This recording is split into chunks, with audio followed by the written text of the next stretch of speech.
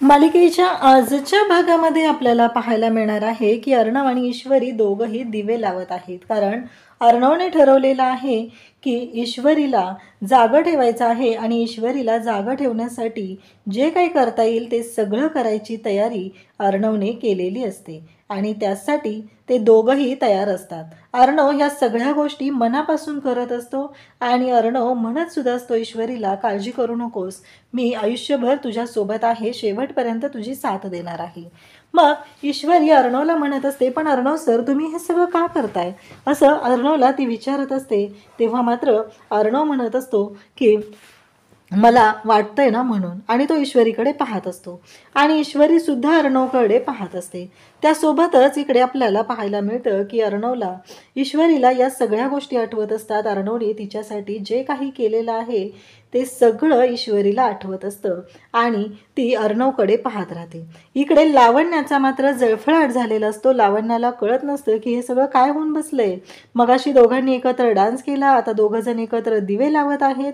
हे सगळं काय घडतंय, मी कसं सहन करू, त्याच दिव्यांनी मी हे घर पेटवून देणार आहे, असं ती वल्लरीला सांगत असते. तेव्हा वल्लरी म्हणत असते, अगं जरा शांत हो, हा राग जपून ठेव, तुझ्या लक्षात येते का, असं म्हणत ती समजवत असते.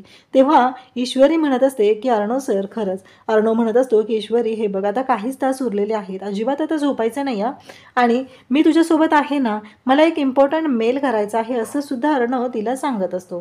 तेव्हा ईश्वरीला तो म्हणतो की तुला अजून एक आयडिया सांगू का, आता हे जे दिवे आहेत ना, यातलं तेल न सांडता हे दिवे तू उचलून वरती ठेवायचे आहेत, असं अर्णव तिला सांगत असतो. आणि तेव्हा मात्र इकडे अर्णवने ईश्वरीला हा जो उपाय सांगितलेला असतो त्यामुळं खूपच बरं वाटलेलं असतं आणि ईश्वरी सुद्धा खुश झालेली असते. खरं तर सुरुवातीला ईश्वरीला वाटलेलं असतं की हे सगळं काय आहे, म्हणजे असं का अर्णव सर म्हणत आहेत, हा प्रश्न तिला पडलेला असतो. पण अर्णवने जो पर्याय सांगितलेला असतो त्यामुळं ईश्वरीला खूपच छान वाटलेलं असतं आणि ईश्वरी सुद्धा खुश झालेली असते. तर इकडे अर्णव म्हणतो की इम्पॉर्टंट मेल करायचं आहे, तेवढा मेल मी करतो आणि पुन्हा येतो, असं तो सांगतो आणि तिथून जायला लागतो. तेव्हा ईश्वरी म्हणते की हो अर्णव सर तुम्ही या जाऊन, कारण आता काहीच वेळ राहिलेला असतो. अर्णव आणि ईश्वरीने हे व्रत खूप छान पद्धतीने पूर्ण केलेलं आहे. अर्णवने शेवटपर्यंत ईश्वरीची साथ दिलेली आहे. ईश्वरीच्या पाठीशी तो खंबीरपणे उभा राहिलेला आहे. खरं तर अर्णवमुळेच ईश्वरी हे व्रत पूर्ण करू शकलेले आहे. अर्णवने ईश्वरीला ते कामही सांगितलेलं असतं. तेवढ्यातच लोखंडे वहिनी तिथं आलेल्या असतात आणि त्या म्हणत असतात की आहे का, राजा शिर्केंच्या सुनबाई जाग्या आहेत का. तेव्हा ईश्वरी जाते आणि त्यांना नमस्कार करते आणि त्यांना आत बोलवते. त्यांना आत्या आलेल्या पाहून लगेचच तिथे येते ती म्हणजे लावण्य आणि वल्लरी. दोघीही तिथं आलेले असतात आणि दोघीही तिथं येऊन लगेचच लावण्या आणि वल्लरी म्हणते ईश्वरी जा, म्हणजे मुद्दामच वल्लरी काय करत असते तर ईश्वरीला दूध आणण्यासाठी पाठवत असते आणि ईश्वरी दूध आणायला आतमध्ये गेली की लगेचच इकडे ती लावण्याला हळदी कुंकू लावायला सांगत असते. मग आता लावण्याला तिने सांगितलेलं असतं की जा तू हळदी कुंकू लावायला घे, असं सांगितल्याबरोबर लावण्या लगेच जाते आणि हळदी कुंकू लावायला घेत असते. परंतु ईश्वरी तेवढ्यात येते. ईश्वरी म्हणते काय झालं. ईश्वरी मनापासून ह्या गोष्टी करत असते. लावण्याने जाणून बुजून हे सगळं केलेलं असतं. लावण्याने मुद्दामून हळदी कुंकू लावलेलं असतं. त्यासोबतच ईश्वरी येते आणि पाहते तेव्हा वाणसुद्धा वल्लरीने लावण्यालाच द्यायला लावलेला असतो आणि त्या सगळ्याचे फोटो काढलेले असतात आणि सांगितलेलं असतं की गोड अशी स्माईल हवी आहे. आणि त्याचबरोबर जेव्हा हे सगळे फोटो काढले जातात तेव्हा ते फोटो वल्लरी स्वतःकडे ठेवत असते. का तर ते फोटो तिला उद्या सकाळी आजींना दाखवायचे असतात की बघा ईश्वरी तर झोपी गेलेली आहे, तिनं काहीच केलेलं नाही आहे. आणि इकडे लावण्याला तर खूप आनंद झालेला असतो की आपल्याला वाणही मिळालेला आहे आणि त्याचबरोबर आता हे फोटो पण आहेत, प्रूफ पण आहे. ईश्वरी येते आणि म्हणते की असं झालं का, बरं ठीक आहे मग आता तुम्ही द्या, असं ईश्वरी सांगते. आणि मग ती म्हणते की तुम्ही सांगायला पाहिजे होतं. तेव्हा वल्लरीलाच ती बोलायला सुरुवात करते. तेव्हा मात्र वल्लरी म्हणत असते की हे सगळं काय झालेलं आहे. आणि तेवढ्यात एक आजी येतात आणि म्हणतात आहे का कोणी. तेव्हा ईश्वरी म्हणते या ना आजी या. ईश्वरी जराही विचार करत नाही आहे. ह्या दोघी मात्र म्हणत असतात की बघ ती म्हातारी आली, भिकारी कोण. आणि लावण्या तर तोंड वगैरे वाकडं करू लागते आणि म्हणते की नाही मी नाही जाणार.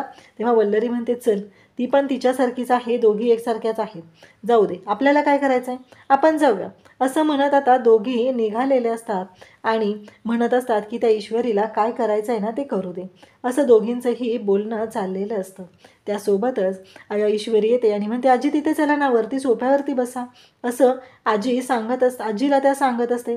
परंतु ती आजी म्हणते की नाही नको, इथेच असू दे मला. मग ईश्वरी म्हणते, आलेच मी दूध घेऊन येते, असं ईश्वरी सांगते आणि त्या आजींसाठी दूध आणण्यासाठी जाते. ईश्वरीला खूप आनंद झालेला असतो आणि तेवढ्यात अर्णव तिथे येतो. अर्णवसुद्धा खूप छान पद्धतीने बोलत असतो. अर्णवसुद्धा म्हणत असतो की खरंच, म्हणजे अर्णवला कळलेलं असतं. अर्णव म्हणतो, पण तुम्ही इथे का बसलेला आहात? ईश्वरी म्हणते की आजी म्हणतात की इथेच बसायचं आहे. मग खरंच रात्रभर जागून तुझ्या बायकोने हे जागरण पूर्ण केलेलं आहे, व्रत पूर्ण झालेलं आहे, असं म्हणत त्या दोघांचंही कौतुक करत असते. ईश्वरीने पाणी आणलेलं असतं, पाणी दिलेलं असतं, दूध दिलेलं असतं आणि आजींना म्हणते की मी कुंकू आणते आणि तिथे जे पाणी सांडलेलं असतं त्याच्यावरती ते कुंकू सांडतं. तेव्हा ईश्वरी आजींना सांगते की राहू द्या, असं ईश्वरी सांगू लागते. तेव्हा मात्र आजी म्हणतात की खरंच लक्ष्मीनारायणाचा जोडा आहे, अशीच आयुष्यभर एकमेकांची साथ द्या, असं त्या आजींनी सांगितलेलं असतं. आणि त्या कुंकवावर आजींची पावलं उमटतात. म्हणजेच राजशिर्केंच्या घरात लक्ष्मी आलेली होती आणि ती लक्ष्मी जेव्हा बाहेर जात आहे तेव्हा ईश्वरी ती पावलं पाहते आणि मनोमन खूप खुश झालेली असते. ईश्वरीला कळलेलं असतं की आज तिला लक्ष्मीचा, देवी आईचा आशीर्वाद मिळालेला आहे आणि ईश्वरी मात्र पाहतच राहते. ती म्हणत असते की खरंच, ती देवीकडे येते आणि देवीला हात जोडून म्हणत असते की खरंच आज मला दाखवून दिलेलं आहे. आणि त्या क्षणी ईश्वरीला थोडीशी चक्कर आलेली असते आणि ईश्वरी चक्कर येते आणि त्याचबरोबर ती तिथे देवीच्या समोरच तिथे बसलेली असते आणि तसाच तिचा डोळा लागतो, म्हणजे त्या ग्लानीमध्ये जाते ती. तेव्हा मात्र इकडे लावण्य आणि वल्लरी दोघीही धावत येतात आणि म्हणतात, चल आता मी ओल्ड लेडीला घेऊन येते, कारण ही डाराडोरी तर झोपलेली आहे, यासाठी आपलाच फायदा झालेला आहे, असं म्हणत ती आजीकडे जाते. ईश्वरीला माहीतच नसतं. ईश्वरी बिचारी तशीच झोपी गेलेली असते. ईश्वरी पाहत असते आणि आजी येते आणि पाहते तर काय, ईश्वरी झोपलेली आहे. मग लगेचच आता ईश्वरीला पाहून लावण्य तिला म्हणते, उठे, काय करतेस तू, तुला कळतंय का? आणि लावण्य तिला उठवते. ईश्वरी उठते तेव्हा आजी म्हणते की तुला झेपणारच नव्हतं तर तू का घेतलंस हे व्रत करायला? गरज काय होती हे सगळं करण्याची आणि काय हे सगळं केलेलं आहे? तेवढ्यातच अर्णव तिथं आलेला असतो आणि अर्णव म्हणतो की आजी काय झाले? तेव्हा वल्लरी म्हणते, बघितलं का, हे लावण्याला वाण दिलेलं आहे लोखंडे वहिनींनी आणि लक्ष्मीच्या रूपात त्या आलेल्या होत्या. त्याचबरोबर हे फोटो बघा, सगळ्या आलेल्या बायकांना लावण्याने हळदी कुंकू लावलेलं आहे. ही ईश्वरी मात्र झोपी गेलेली होती, असं ती आजींना सांगत असते. तेव्हा मात्र इकडे ईश्वरी म्हणते की नाही, मी झोपले नव्हते, मला थोडंसं गरगरल्यासारखं झालं आणि त्यानंतर मी इथे बसलेली होते आणि डोळा लागला गेला. तेव्हा अर्णव म्हणतो की आजी तुझा माझ्यावर विश्वास नाही आहे का?